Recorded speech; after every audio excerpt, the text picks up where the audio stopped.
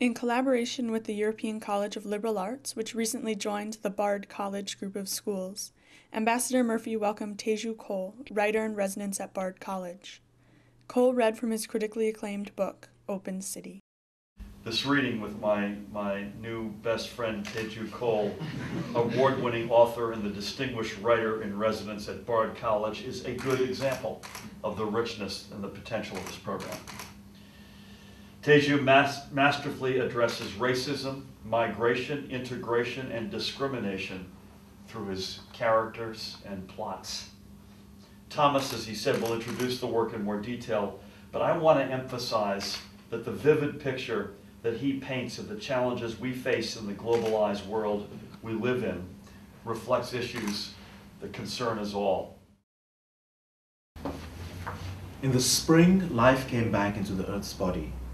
I went to a picnic in Central Park with friends, and we sat under magnolias that had already lost their white flowers. Nearby were the cherry trees, which, leaning across the wire fence behind us, were aflame with pink blossom. Nature is infinitely patient. One thing lives after another has given way. The magnolia's blooms die just as the cherries come to life. The sun coming through the petals of the cherry blossoms dappled the damp grass, and new leaves in their thousands danced in the April breeze, so that at moments the trees at the far border of the lawn seemed insubstantial.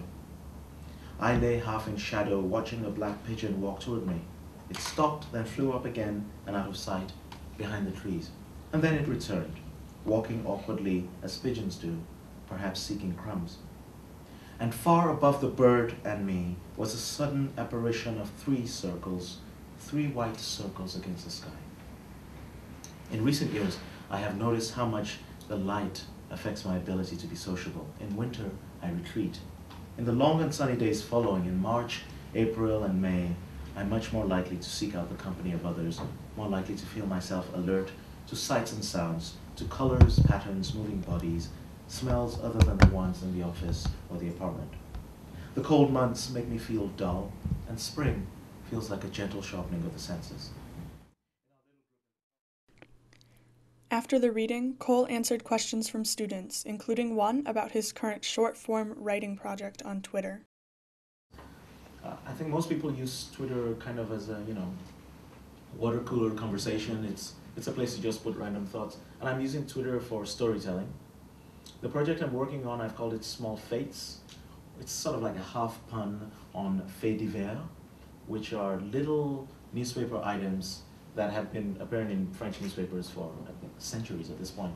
They're basically, in the English papers, they would appear as news of the weird, little items, somebody did something stupid, or some highly unusual, unlikely, and terrible fate, disaster, mayhem, death, happened to someone,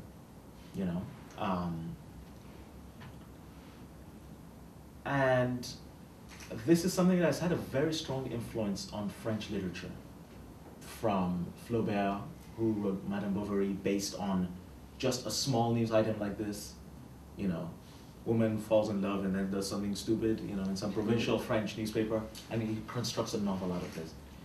To Bard, Guide, Le Clésio, all the way down, they're all interested in this kind of, and it's not really affected English literature quite so much.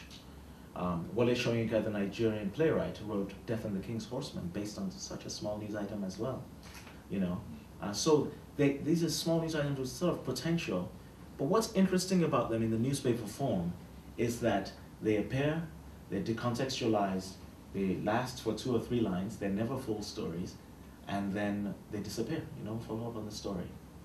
Yeah. And I got interested in reviving this form.